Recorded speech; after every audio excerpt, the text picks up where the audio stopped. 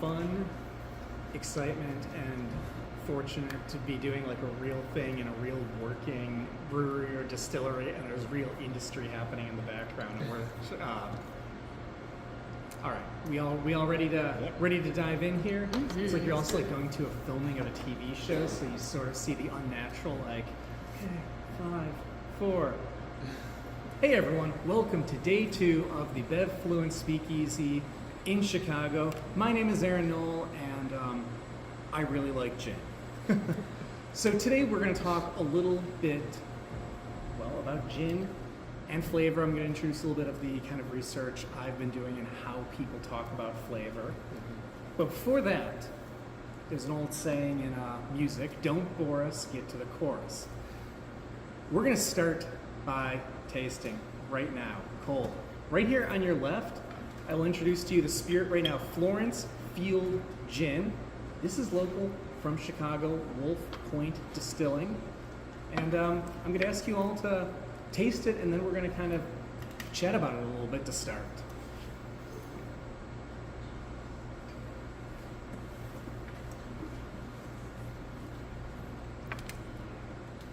There's kind of a teacher in me that likes to, run it like a classroom and call on people by name. Since we are filming it, I will not be doing that, but we'll kind of ask more for volunteers.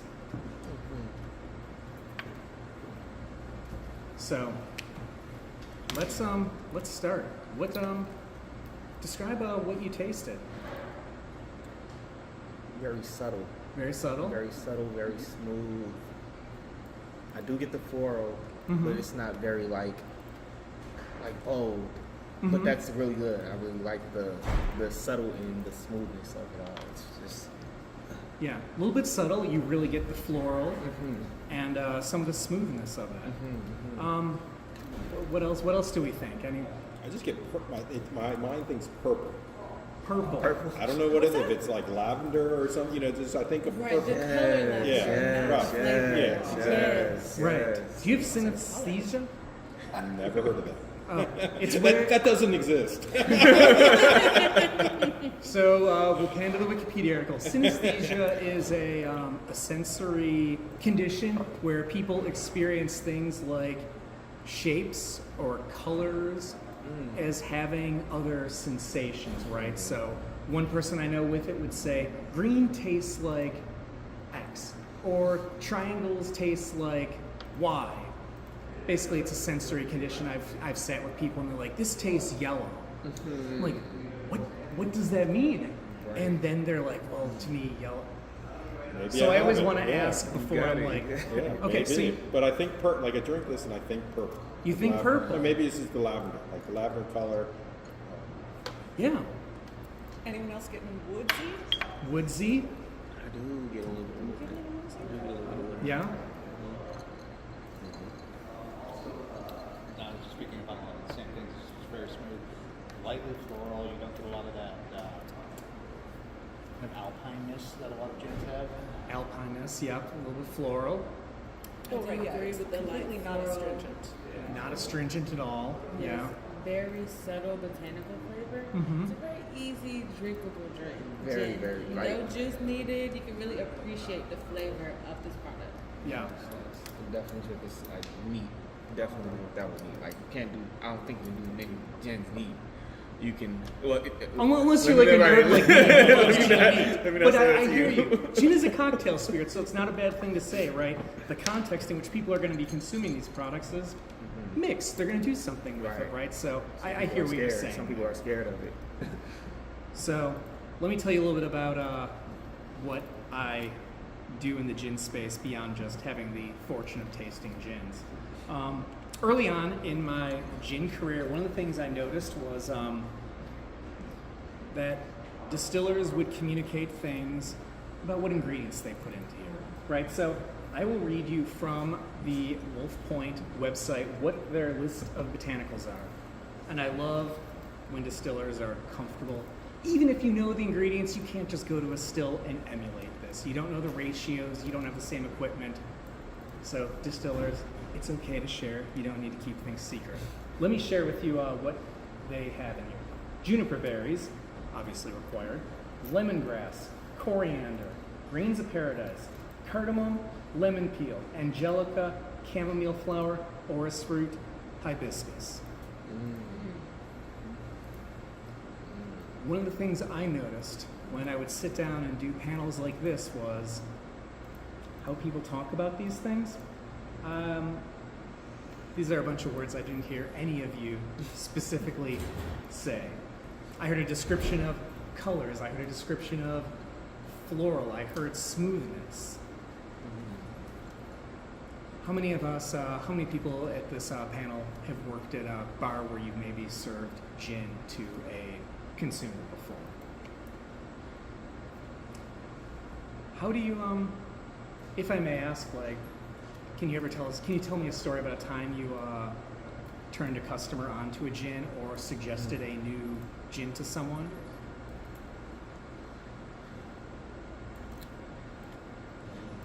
I have to say that I have most of the patients that I've served. That the reason I want to get more into gin is because they don't really know too much about it, and they're Right. like very standoffish and everything about trying it. Yeah. And I want to bring, it is all like it's all a spirit, and I want to bring that to them and everything. Yeah, that's just something that's came up. When I talk to people about gin, because I do love it, and I have a brand that I love in particular, which is Hendrix, I get excited about it, and I talk to them about how it makes me feel. Yep. I don't so much talk about the way it tastes, because with a lot of things, most people don't care about what it tastes like. They want to know how they're going to feel. How they're gonna feel. That Yeah. is the focus that I take, and I say things like, it makes me feel important, or I feel like a boss when I drink Hendrix orange juice. And people are like, oh, I want to feel like that. Right. Those are the Yeah. focus points I use instead of the taste points. I'm going to ask about that, and I'd love to come back to some of that, like how spirits and how things make us feel. So, why I led with kind of the botanical bill and asking you all to taste it is because one of the things I noticed was, after talking with a lot of people, we are in the industry, many of us interface with consumers, have worked on spirits brands. Most people haven't. And when you communicate botanicals, it often doesn't tell a consumer or customer what this is actually going to taste like. Distillers often, I think, they don't want to tell you how you're going to feel. We have aspirations for it, but I'll go back to some of the things we said here. I heard several of you use the word floral. This was a word that came up time and time again in my research. A lot of people, Hendrix with its rose and cucumber, a lot of people described it as having some floral character to it. We're going to go back to the other part of these flavors now. I'm going to ask you all to take the word floral in your head, and I'd like you to characterize how much floral do you get in here?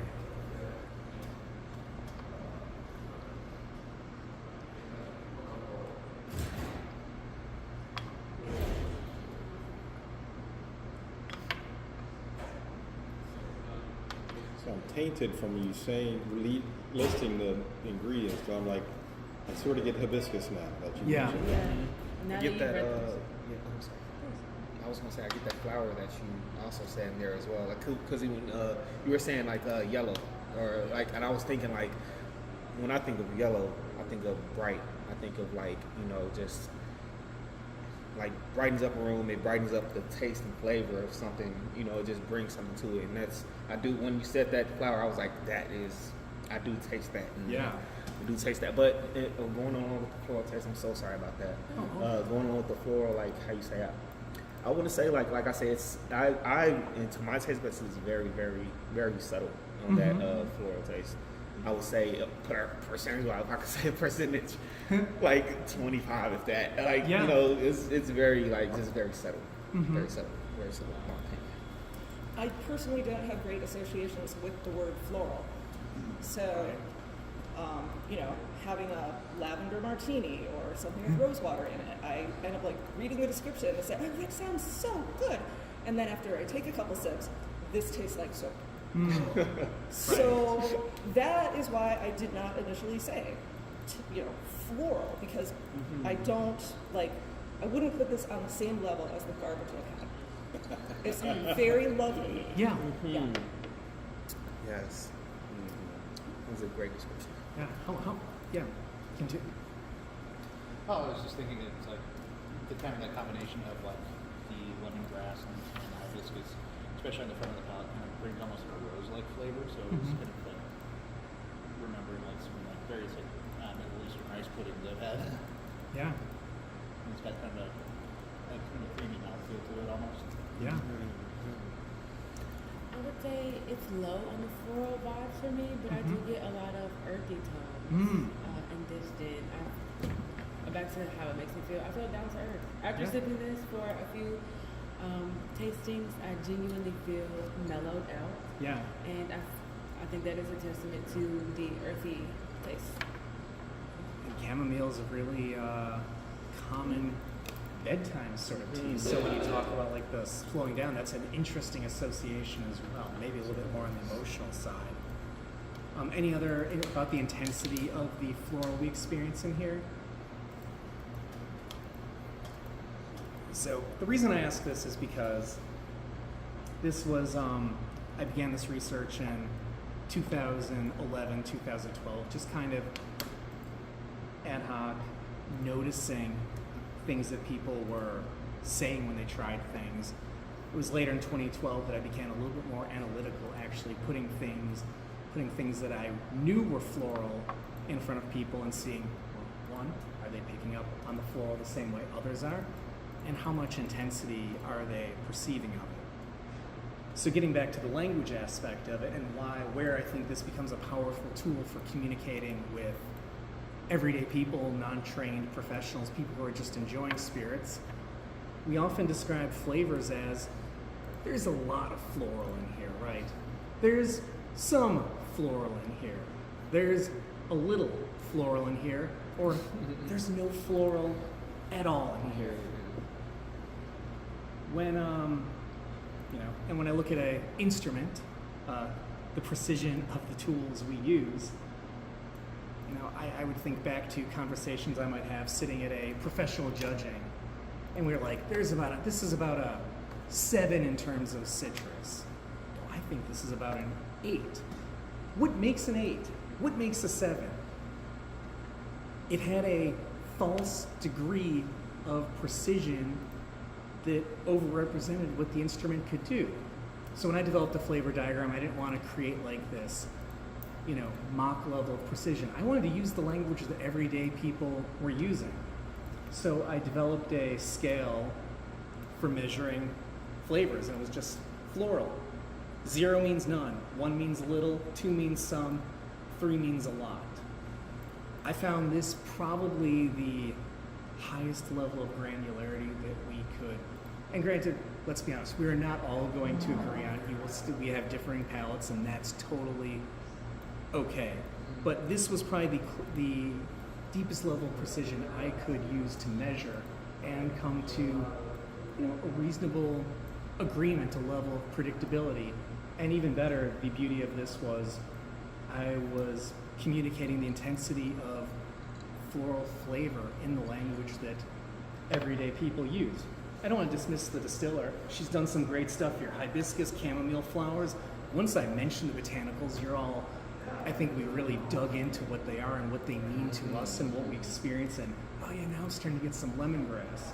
But sometimes when you're at a bar trying something new and you're in a tasting room, a lot of our consumers are not intellectualizing it, right? They're those first impressions, like, there's some floral in here. That's a powerful communicator. And if someone likes some floral, maybe this is a gin that you might recommend to them.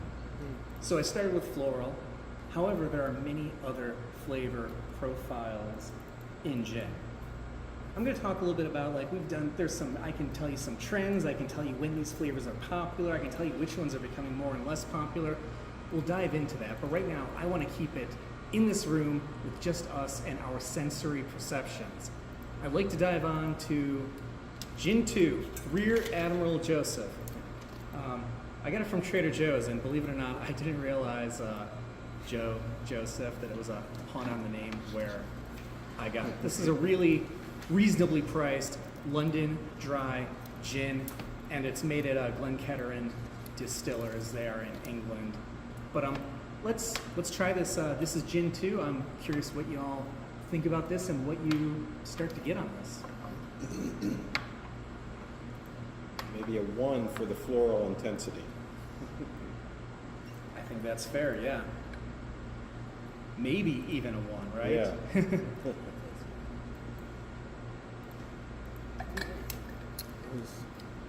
Has that kick to it a little bit more than this one.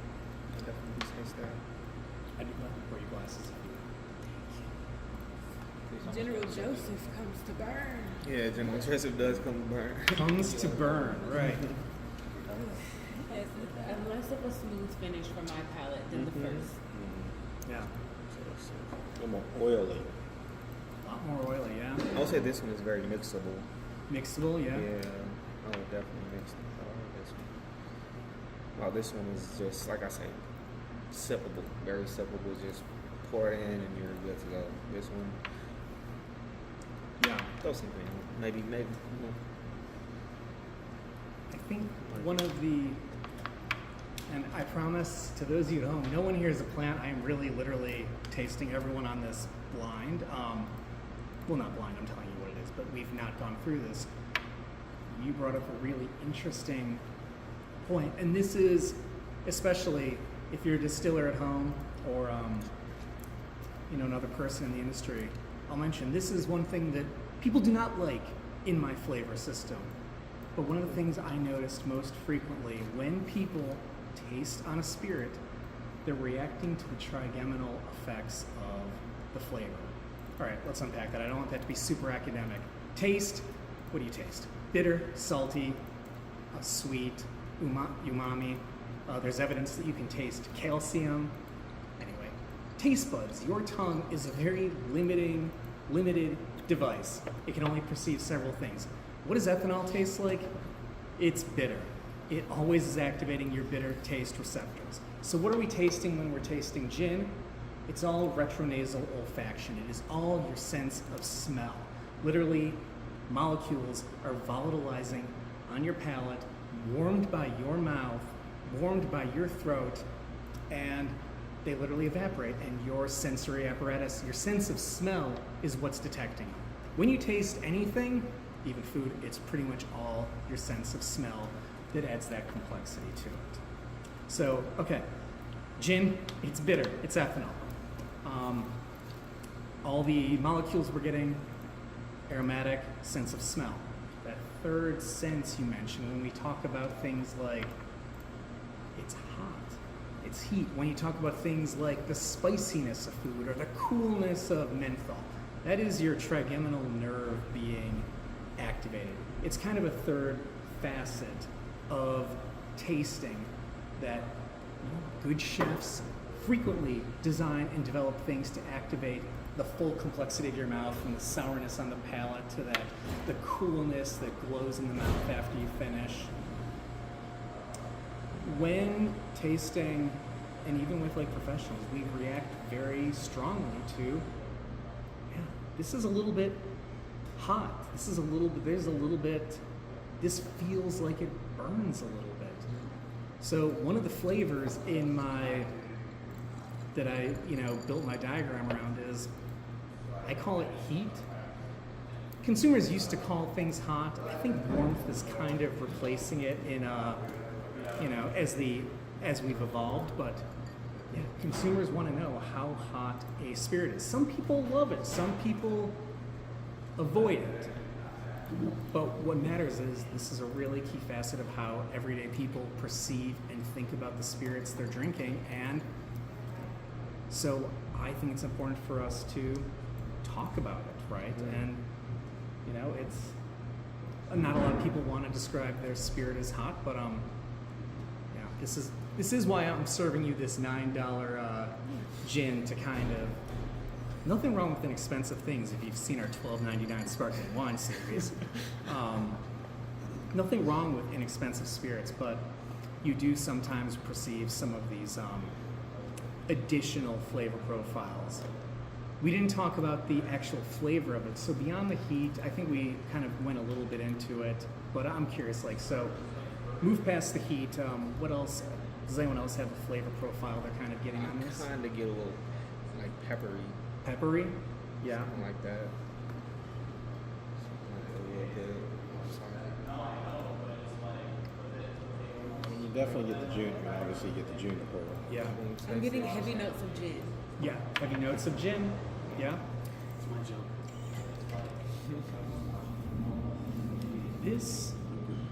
This kind of reflects an interesting tension. I did so much that aligned this flavor structure around exactly the words people used. When I did the research, people often describe this flavor as piney.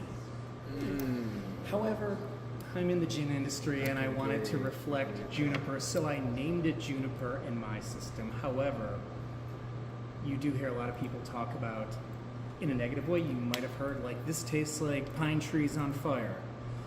Yeah, juniper and heat. Unfortunately, some people have that negative perception, but, you know, or it tastes like a Christmas tree.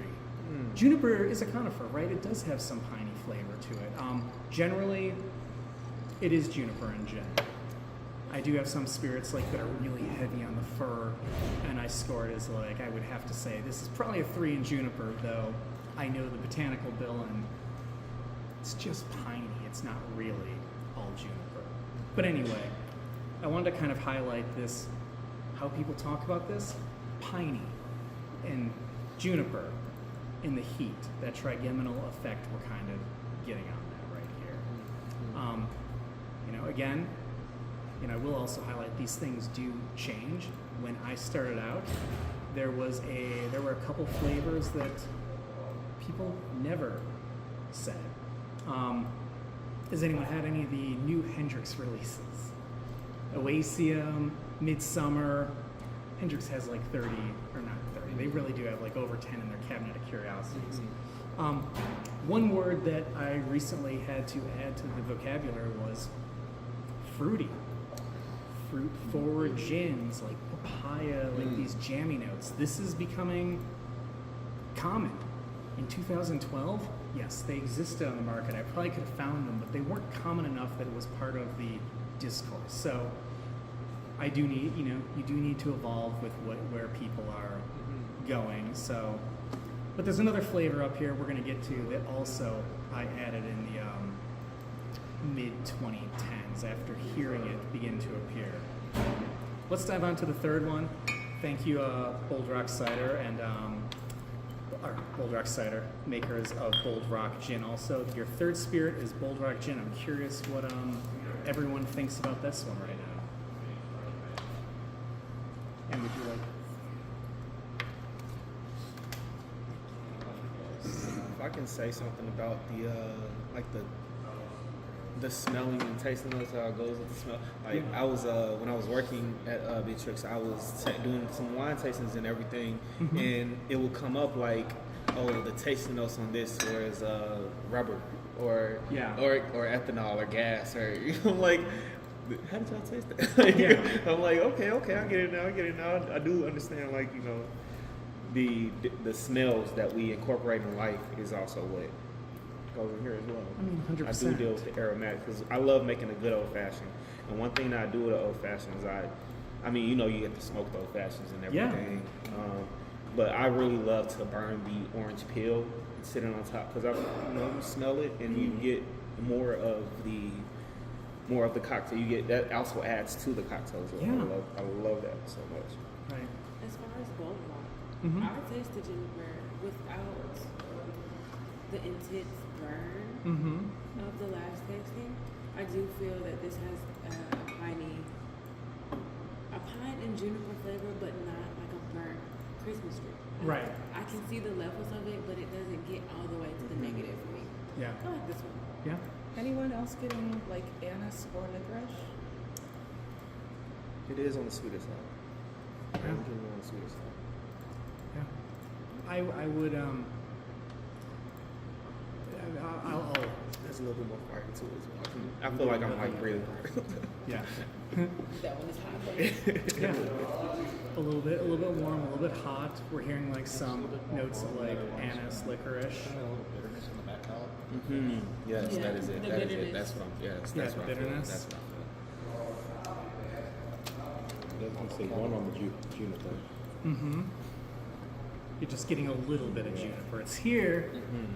There's a lot of I get gin. two flavors. Like you said, the juniper and I do taste like two flavors of something. Like I feel two levels Yeah. of something. You feel me? I'm going to ask then on the anise side, how much would you say you're getting of that? Yeah. I mean,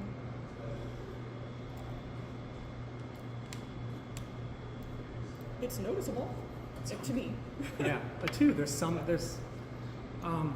I will, I think tasting notes are deeply individual, and I love the diversity of like the things we're all picking out. So, tasting notes are never wrong. I just want to be that is fundamentally what I believe in. That's also why I think I want to describe flavors like, yeah, you can love my tasting notes, but I have like this is my cultural experience of these ingredients, right? Yours might be different. So I get a lot of cardamom in here, a little bit of coriander. Like I'm getting some of those spice notes as well. This was this is one thing that came up frequently in anise is one of the things I would say people are most sensitive to flavor wise. Like it often was. I love it. Some people don't love it. Actually, are you a fan of anise generally? I mean, yeah, it's fine. I mean, as long as it doesn't clobber you over the head. Yeah. This isn't like ouzo, okay? This is. Yes. This has like notes of, dot, rather than like it is a specific. Yeah, like this word was one of the hardest ones to kind of pin down, but we used the word spice, spicy.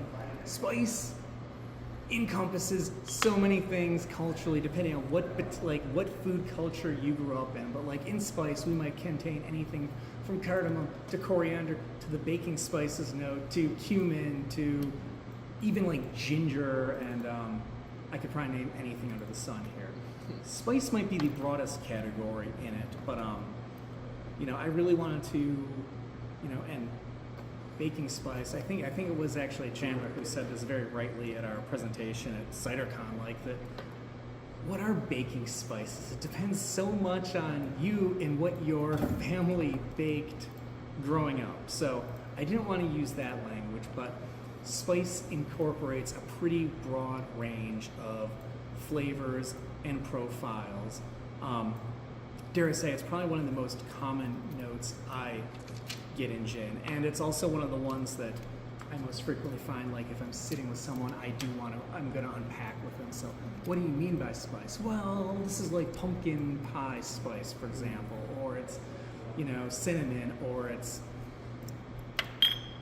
But like when we were kind of doing that flavor research, like spice became like one of the really big ways to represent a really broad category of botanicals that gin distillers were working from and working on.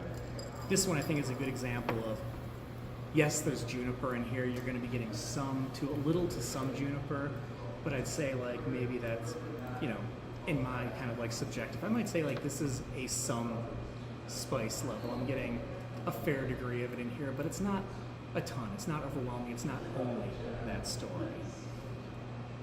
Let's dive on to the fourth gin here. This is Mahon gin. At one point, this was a protected category of gin. What that means is basically they had protected the name such that you could not make a gin de Mahon unless you were located in the Canary Islands where these were, where this gin was made. It's on the island of Minorca. It's distilled from a base of grapes. And funny thing about the European Union, when they instituted this law, everyone had 10 years to create a technical file, which meant you had to outline every single detail, every nano detail to the, remember when I said like the ratios? Yeah, you had to give the actual ratios of botanicals, and many people who had styles that once were protected, Plymouth, chose not to file the technical file because they wanted to protect aspects of it. However, you know, if you're a region and you are producing something genuinely repeatable in your area, then you want to disclose that because that's what makes your process unique. Soapbox about gin de Mahon aside, this is a different base spirit than anything we've had here so far, which means the foundational underlying neutral spirit that the gin is built on. Most gins start from grain, NGS, right? Like, and you redistill that in the presence of botanicals. However, gin, unusual among spirits, does not have a law requiring you. Their guidelines for what a gin is doesn't specify the base spirit. So there are some distillers in Mexico making gin from agave. Is it a gin?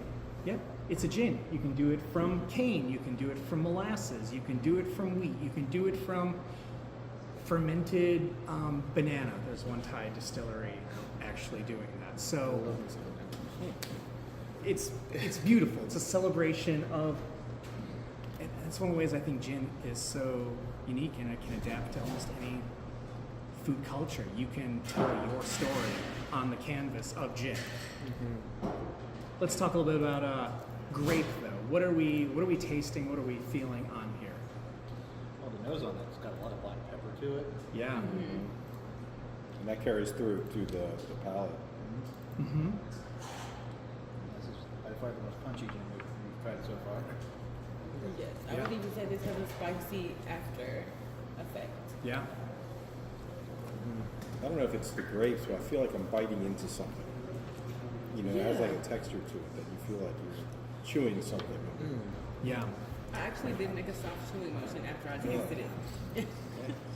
It's kind of like that, a little bit like that licorice kind of like unctuousness. There is a chewiness on here. What do you think about the juniper content on this one? It's fine. Yeah. Very Yeah. I think it could be more prevalent, but I think there's so much else going on that it sort of tames it. Right. It's kind of an unusual. I think this one's an unusual and interesting celebration gin. Does anyone? I know we're not all distillers, but does anyone detect or taste the grape spirit on here? Maybe in the back there. I gotta say it's really. I'm getting. You know what we eat, I'm getting those ice ones. I'm gonna say I am not really getting that. If I am getting the grape, it will be like a very tart, Right. very green grape, Mhm. something like that. Yeah. Very much green. definitely, yeah. I can sense the grape when I exhale. I don't taste it on my palate, but after I've sipped the gin and I let my breath go over my tongue, I get the slight grape. Yeah. It definitely has kind of that kind of foundation of like a Mark Brandy or a grapple to it. Yes. That's where I think it and I think one of the interesting things to highlight this is the way that especially when we're talking to consumers, the way that the base spirit, we might know what it is, but the way it comes across as if it's a botanical or an ingredient in it, right? You know, if you have a cane-based gin, which unfortunately I do not have, let me fact check myself here. I don't believe this one's distilled from cane. No, that's just grape. When you have like cane, you can sometimes get some of these like fruity tropical notes. Like people might get like a hint of like maybe it's pineapple, maybe it's whatever it might be. People read that base spirit as if it were an ingredient or botanical into here. So again, it's another gap between process. We might know what grappa tastes like. We might know what a neutral grape spirit tastes like. But your consumer, it might be a fun story, but when they're here just to taste and enjoy, they want it. It's really the effect they're reacting to and talking about. in the spirit of don't bore us, get to the chorus, I'm going to kind of get through a couple more tastings before we get to some more grandiose summative statements. The next one is, your number 5 is Nilgiris. This one is from India. This is an Indian dry gin. And yes, we're kind of seeing the Asian market. There is a major expansion in the number of distilleries working there and making spirits. For a long time, it was just for export aimed at the European American market. However, you are seeing more distilleries designing for their local palates and local flavor profiles. And this is also, you're getting me completely blind. I did not taste this one before I came here, so I am joining you and trying this one for the first time.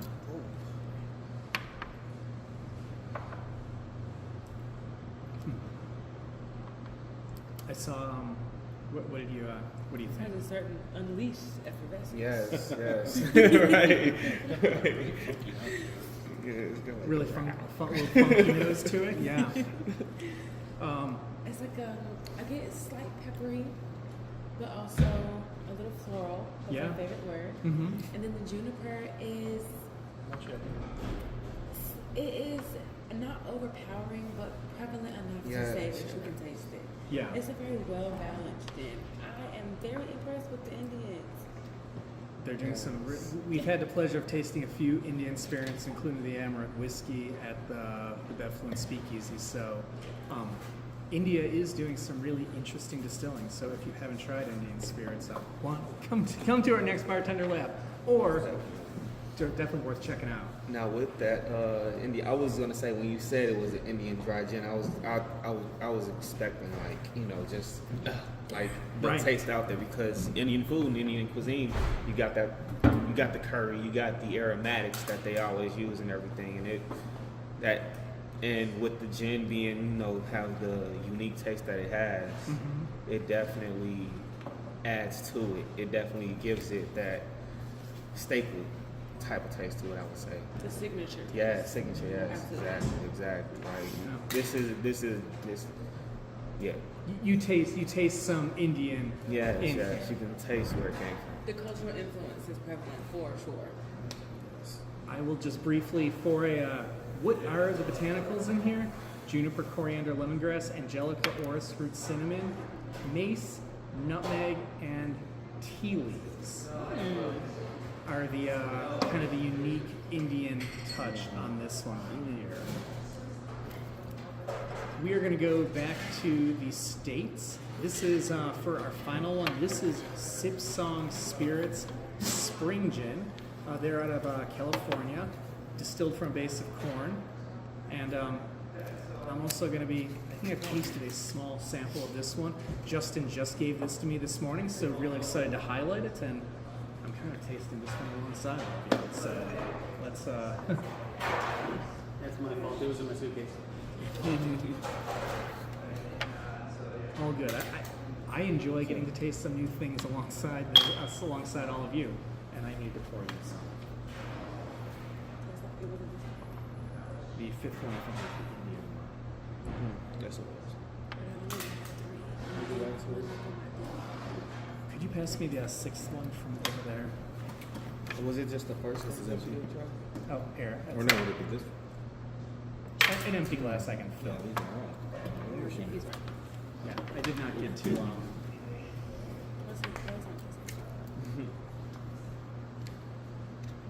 It's sitting right there on the back.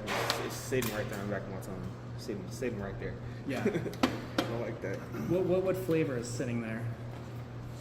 I'm low key getting like a lemon peel type thing, like a very like slightly citrusy type of just feel back here. Like kind of, not sour, but just citrusy. Hits Yeah. I think it's about the sweetest one we've tried. Yeah, I think so too. And again, I swear no one's a plant here at the table, but citrusy is another word that frequently came up in the research to describe gins. Citrus is perhaps the one people are most intimately familiar with. If you ask everyday people to identify the botanicals, if it was lemon or orange, they would guess and they'd be pretty good at it. Yuzu comes across pretty literally. When you get into the obscure citrus, they might be like, that's lemon. I'm like, well, actually, that's mandarin, pomelo. But citrus is a really common flavor profile in gin, and that's kind of and a lot of people kind of tend to know what that means. I'm sorry. I was gonna say one thing that just came to my mind is I'm actually getting like, cause I was trying to put the staple. I'm kind of getting like a medicinal, like kind of like NyQuil kind of taste to it a little bit, like very medicinal. I would say like I'm definitely getting like. Yeah. From a texture, Kind of giving me like a almost NyQuil a little bit. get like a little. I think it like comes back to your lemon peel, a little chalkiness. Mm-hmm. Yeah. Yeah. And maybe that's what you're also getting, like that. There's something in the tail end there. There's like a camphorous kind of like camphor glow at the end of it that's leaving a really nice coolness that, to me at least, that's kind of my metaphor when I think about that NyQuil glow here. Yeah. Lots of citrus. Lots of citrus. I actually, to your point on that NyQuil, it's like a NyQuil creamsicle. And I'm about it. Right. Yeah. This one is kind of interesting and unusual. I'll highlight a couple of botanicals here because I think maybe we were chatting about it at the bar moment. There's cherry blossoms, orange flowers, fava flowers. I will be totally honest, I didn't check this, so I don't know what a fava flower Doesn't is. exist. Floral, right? It's floral.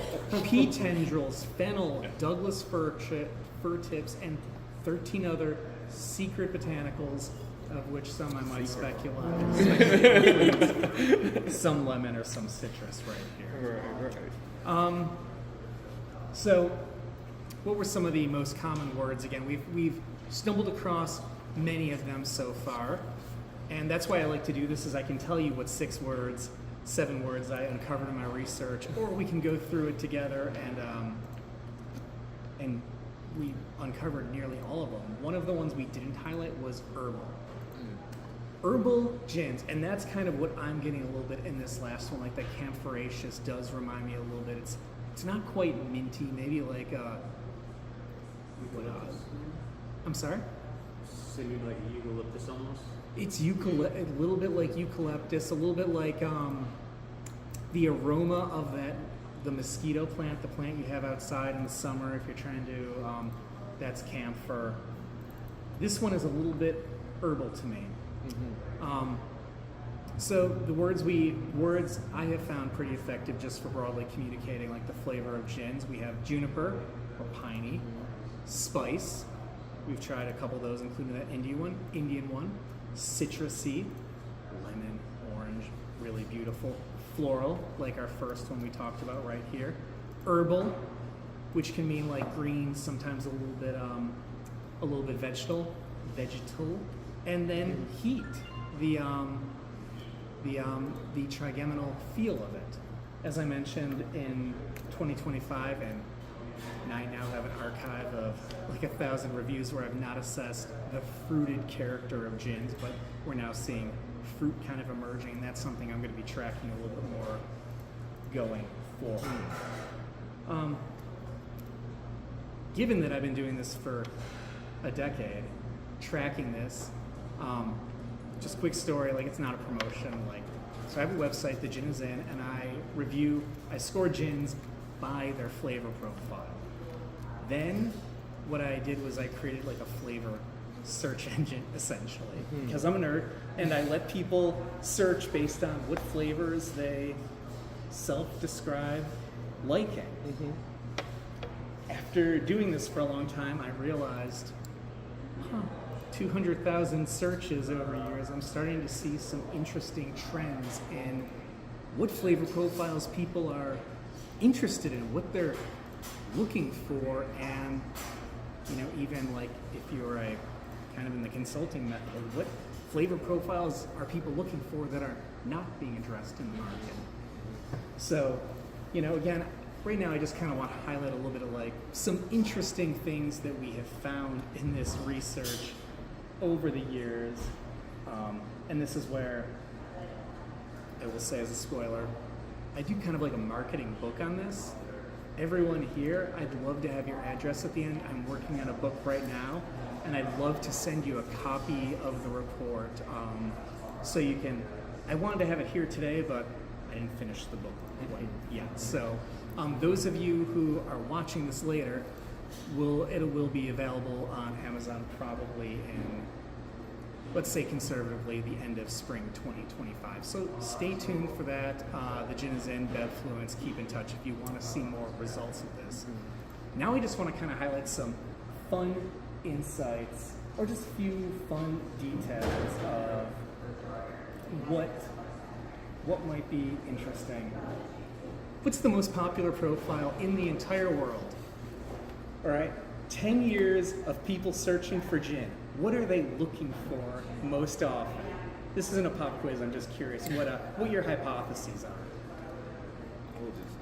They're not saying smooth, are they?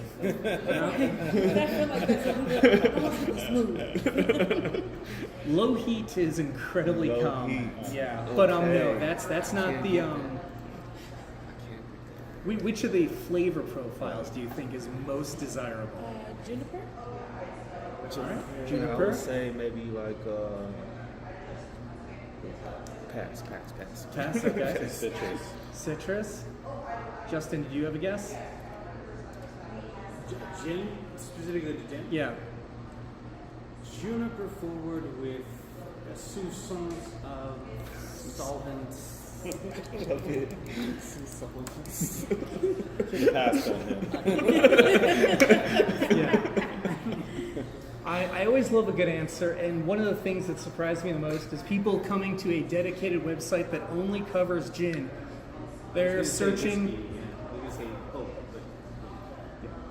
They're searching for citrus most often. People are looking for citrus in their gin. It is the most popular flavor profile in gin. It has always been more popular than juniper, surprisingly. I feel like that is because people don't feel like they can get too creative with gin. I feel like that because most people, when I get a gin order, it's usually gin time gin, so it's just something really boring. Yeah. You know, like, and they see the lemon, they want something citrus, so people are usually just probably making things like real quick and everything, you know, and I can definitely see that. I'll tell you a brief, interesting story about citrus over the years. So, a little something happened in March 2020. Many of us remember that. What happened was really interesting because although citrus was the most popular throughout the entire observation period, the number of people looking for strong citrus gins outpaced any other months. March 2020, April 2020, May 2020. People were actually looking for, the rate of people looking for citrus flavored gins, citrus forward gins was higher than it had ever been before. There's some data, some consumer reports out there that said, well, under periods of distress and difficult times, we look for things that are comforting and familiar. So what I saw in my data was, what happens? People are looking for a comforting and familiar gin. They're looking for a lot of citrus. It's interesting because by the end of the year, the things had kind of reverted a little bit back to the norm, you know, kind of a baseline. But it's there was a stark and statistically significant difference between those months and the preceding and the post. Whatever post means in that context, like the early 2021, things kind of went to a different baseline. What time of year do you think citrus is most popular? Oh, definitely sometimes springish, really, I would say. I was gonna say that too. Yeah. I feel like we all know or feel or intuit the answer to this. Yeah, May, June, and July are statistically significantly different than any other time of the year. People are looking for citrus flavored spirits at that time of year. What do you think the least favorite flavor profile in gin is? Peppermint. Would that be, when you think about peppermint, is it more herbal? Is that spice? Is that? When I think of a peppermint, I do think of a herbal, like almost overpowering. I think that peppermint and gin would combat. They Yeah. wouldn't Yes. mesh well. They would fight each other. Like I think. like the one that we tried, it was very like I won't say very light at the end. It was like just Yeah. like the one we just tried. It was one of these. It was very one of these.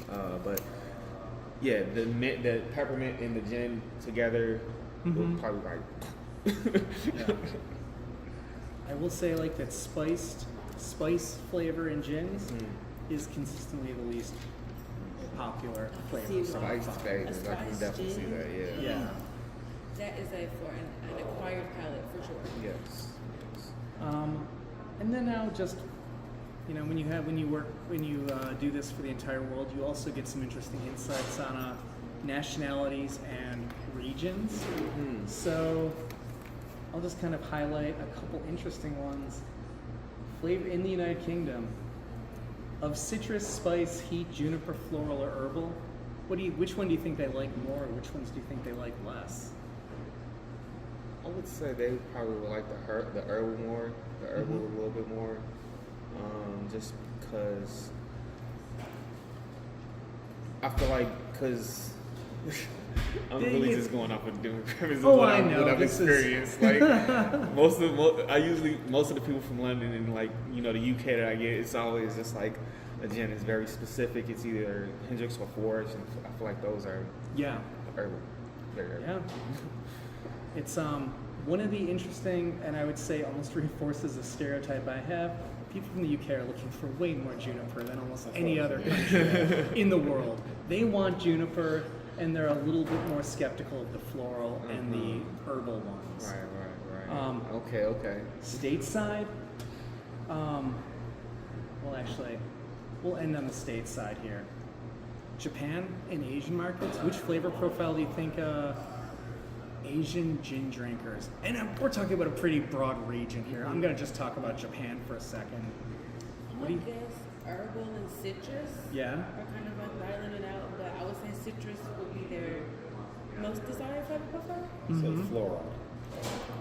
It is a combination of both. They're much more likely to want floral and herbal than anything else, and they're looking for way less heat, way more sensitive That to is the exactly what I was going to say. They would probably go for more of the first one that we tried, the one I thought was very sippable. Because when I think of because they do have, I believe they have the #1 rated bar in the world. yeah.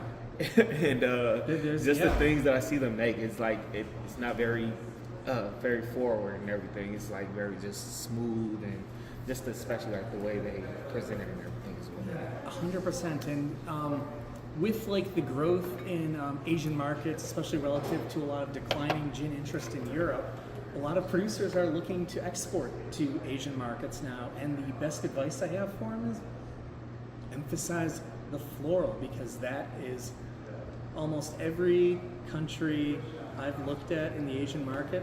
Floral is the most significant flavor profile they are looking for in a gin, and emphasizing that will help you better meet those regions' palates.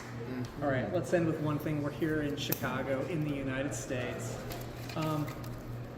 Anyone have any hypotheses on what the American palate's looking for? Strong. Strong. Gasoline. No. I would say out of the options that you gave us, the American palate would be looking for floral or juniper with citrus notes. Yes. I would think it's citrus, most definitely. Yes. So the interesting Ranch water. thing is, an average American is the same as the world in terms of they like citrus, they like herbal, but Americans want less spice, they want less heat, they want less juniper, and they want less floral than the world at large. It's, what does that mean? In a weird way, it kind of reflects just that, one, we don't have maybe we don't have kind of like as dominant of a food culture, like a large amount of like diversity in these things. But when we talk about, and I tease about the Snoop Dogg gin, right? why does Snoop Dogg have a beautiful floral and citrusy gin on the market? And some people are like, that's not gin. And I say, well, it is gin, and it's really smart marketing. They've identified a desire in the market.